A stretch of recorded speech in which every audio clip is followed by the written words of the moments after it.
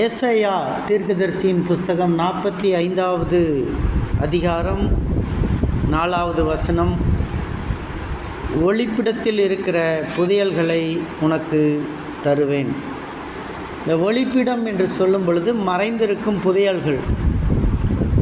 புதையல்களை நம்ம அகல் ஆராய்ச்சிக்காரங்க எடுக்கிறாங்க. இன்றைக்கி உங்கள் நிலத்தில் நீங்கள் திடீர்னு ஏதோ ஒரு நிலம் தோண்டும் போது ஒரு புதையல் கிடச்சிருச்சு. அந்த புதையலை நீங்கள் வச்சுக்க முடியாது. பூமியிலேருந்து எது கிடைச்சாலும் அது யாருக்கு சொந்தம்? அரசுக்கு சொந்தம். கவர்மெண்ட்டுக்கு தான் கொடுக்க முடியும். புதையல் கிடச்சிருச்சு, எனக்கு என் நிலத்துலேருந்து தான் எடுத்தேன், நல்ல தங்க காசு இருக்குது, பவுண்ட் இருக்குது, தங்க கட்டியெல்லாம் இருக்குது, புதையலாக கிடச்சிருச்சு அப்படின்னா அந்த புதையலை நீங்கள் எடுத்துக்கொள்ள முடியாது. அந்த புதையல் யாருக்கு? அரசனுக்கு சொந்தமானது. பூமியில் எது கிடந்தாலும், பூமிக்குள்ளே நீங்கள் தோண்டும் போது எது கிடைச்சாலும் அதை கவர்மெண்ட்டுக்கிட்ட ஒப்படைச்சிடணும். நீங்கள் ஒப்படைக்காமல் விட்டுட்டீங்க, யாராவது ஒருத்தர் கவர்மெண்ட்டில் போட்டு கொடுத்தாங்கன்னா கவர்மெண்ட் போலீஸ் என்ன செய்வாங்க? நம்மளை அரெஸ்ட் பண்ணி அந்த புதையலை எடுத்துருவாங்க. அதுதான் புதையல்கள். ஆனால் கடவுள் சொல்கிறார், இந்த புதையல் எப்படின்னா என்ன அர்த்தம்னா, பிளஸ்ஸிங் ஆசீர்வாதம் எங்கே இருக்குன்னே தெரியாது. ஆனால் அந்த ஆசீர்வாதத்தை நம்ம கொண்டு வந்து கொடுப்பார். அது எந்த இடத்துலேருந்து வரும், எந்த சூழ்நிலையில் வரும் ஆசீர்வாதம் அப்படின்னு தெரியாது. ஆனால் அதை நமக்கு தருவாராம். அந்த ஆசீர்வாதம் எந்த இடத்துல வரணும், எப்படி போகணுன்னு நமக்கு தெரியாது. ஆனால் ஆசீர்வாதத்தை அவர் கொடுப்பார். ஸோ ஒளிப்பிடத்தில் இருக்கும் புதையல்களை நான் உனக்கு தருவேன் அப்படின்னு சொல்கிறார். இன்றைக்கி நமக்கு குடும்பத்தில் நிறைய தேவைகள் இருக்கும், வாழ்க்கையில் நிறைய தேவைகள் இருக்கும். எல்லா தேவைகளையும் ஏற்ற நேரத்தில் கர்த்தர் சந்திப்பார். ஏற்ற சூழ்நிலையில் கர்த்தர் சந்திப்பார். நிறைய பேர் என்ன செய்கிறோன்னா, சில நேரங்களில் நெகட்டிவாகவே திங்க் பண்ணிகிட்ருக்கோம். நம்முடைய வாழ்க்கையில் நெகட்டிவாகவே திங்க் பண்ணுறோம். நெகட்டிவாக பாசிட்டிவாக திங்க் பண்ணுறதை நம்ம கற்றுக்கணும்.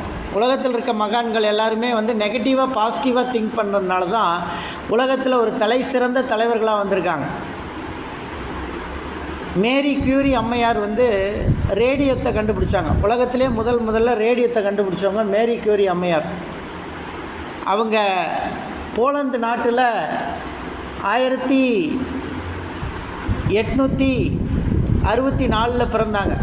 அந்த அம்மா மேரி கியூரி அம்மையார் 1864. அந்த அம்மாவுடைய ஆராய்ச்சியில் ரேடியம் என்ற ஒரு பொருளை கண்டுபிடிச்சாங்க. அந்த அம்மா அதை பாசிட்டிவ் வைப் அப்படின்னு சொன்னாங்க. ஆனால் மக்கள் என்ன சொன்னாங்க? அது நெகட்டிவ் வைப்புனாங்க. இல்லை, அது உலகத்துக்கு ஒரு காலத்தில் அது யூஸ் ஆகும், நான் கண்டுபிடிச்ச ரேடியம் அது ஒரு பாசிட்டிவ் வைப் அப்படின்னாங்க. ஆனால் இன்றைக்கி கேன்சர், புத்துநோய்க்கு கரண்ட் அடிக்கிறதுன்னு சொல்கிறது புத்துநோய்க்கு அந்த நோய் இருக்கிற அந்த திசு இருக்கிற இடத்துல இந்த ரேடியம் கதிர்களை தான் உள்ளே சொருகி அந்த புத்துநோயை கம்ப்ளீட்டாக அழிக்கிறாங்க. ஸோ அந்தளவுக்கு புத்துநோய்க்கு ஹீலர் தான் ரேடியம் கதிர்வீச்சு. அப்போ அதை கண்டுபிடிச்சதுனால அந்த அம்மா சொன்னாங்க அது பாசிட்டிவ் வைப்னு சொன்னாங்க. ஆனால் நிறைய பேர் இன்றைக்கி நம்முடைய வாழ்க்கையில் நிறைய நெகட்டிவாகவே திங்க் பண்ணிகிட்ருப்போம். நெகட்டிவாகவே இது நடக்குமா நடக்காதா, இல்லை இது நடக்குமா போயிடுமா, ஒரு சின்ன காய்ச்சல் தலைவலி வந்தாவே நான் செத்து போயிடுவேன் அப்படின்னு நினைப்பாங்க. ஆனால் நம்ம நினைக்கிற மாதிரிலாம் உலகத்தில் நடக்காது. ஒரு சின்ன காய்ச்சல் தலைவலி வந்துடும். சில நேரங்களில் நமக்கு முடியாத ஒரு டைப்பாய்டு காய்ச்சலே வந்துடும். உடனே நம்ம டைப்பாய்டு காய்ச்சல் சிவியர் ஆகிட்டே இருக்கும். அந்த சிவியராக இருக்கும்போது நம்ம மூச்சு எடுப்போம், எல்லாம் பண்ணுவோம். அப்போ நம்ம உட்காந்து யோசிப்போம், நான் அந்த பெட்லேயே செத்து போயிடுவேன் அப்படின்னு. ஆனால் சாக மாட்டோம், பொழைச்சி வருவோம். அதனால் உலகத்தில் நம்ம நெகட்டிவ் வைப்பை என்றைக்குமே திங்க் பண்ணக்கூடாது. எப்பயும் பாசிட்டிவ் வைப்பை திங்க் பண்ணணும். பாசிட்டிவாக திங்க் பண்ணும்போது நம்முடைய லைஃப் பாசிட்டிவ் ஆகும். ஒரு நெகட்டிவான காரியத்தை பாசிட்டிவாக மாற்றுறதுக்கு யாருக்கு தெரியுமோ அவங்க தான் உலகத்தில் எல்லாத்துலேயுமே சக்ஸஸ்ஃபுல்லான மனிதர்களாக வந்திருக்காங்க. கடவுள் இந்த உலகத்தில் மனிதனை நெகட்டிவான மனிதனை பாசிட்டிவாக மாற்றிட்டார். அதனால தான் கடவுள் இந்த உலகத்தில் வெற்றி பெறார். அது மாதிரி இன்றைக்கி நம்ம வாழ்க்கையில் நடக்கக்கூடிய நெகட்டிவான காரியங்களை எல்லாம் பாசிட்டிவாக மாற்ற கற்றுக்கணும். ஒரு தோல்வி வருதுன்னா அந்த தோல்வியிலேருந்து எப்படி நம்ம அடுத்த வெற்றிக்கு போகணுன்றதை யோசிக்கணும். அதை விட்டு தோல்வியே கண்டு துவன்று போகக்கூடாது. நிறைய பேர் அப்படி தான் இன்றைக்கி நம்முடைய வாழ்க்கையில் நினைக்கிறோம். செத்து போயிடலாம், அல்லது நான் செத்து போயிடுவேன், நான் மரணத்தை சந்திப்பேன்னு நினைக்கிறோம். மரணம் நம்மளை அது தேடி வர வேண்டிய நேரத்தில் தான் வரும். நம்மளாக தேடி போனால் அது கிடைக்காது.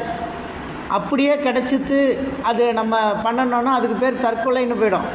தற்கொலையாக போயிட்டோம்னா இந்த உலகத்தில் வந்து நம்ம எத்தனை வருஷம் வந்து அழியணும் அப்படின்னா, கடவுள் வந்து நமக்கு ஒரு 50 வருஷம் வச்சுருக்காரு. இன்றைக்கி உங்களுக்கு ஒரு 25 வயசு, 25 வயசில் நீங்கள் தற்கொலை பண்ணிக்கிட்டால் மீதி 25 வருஷம் சொர்க்கத்துக்கு போக முடியாது. உங்களுடைய ஆன்மா வந்து என்ன செய்யாது, இறை இதுக்கு போகாது. அப்போ உங்கள் ஆன்மா என்ன செய்யும், இங்கே இந்த பூமியில் பேயாக அலைய வேண்டும். இப்படி தான் அந்த வந்து உலகத்தில் நடந்து கொண்டே இருக்கும். அதனால் நம்ம எப்பயுமே we need to think about the positive vibe. கர்த்தர் சொல்கிறாரு, ஒளிப்படத்தில் இருக்கும் புதையல்களை நான் உனக்கு தருவேன்னு சொல்கிறாரு. அதனால் இந்த புதையல்களை நாம் எடுக்கிறது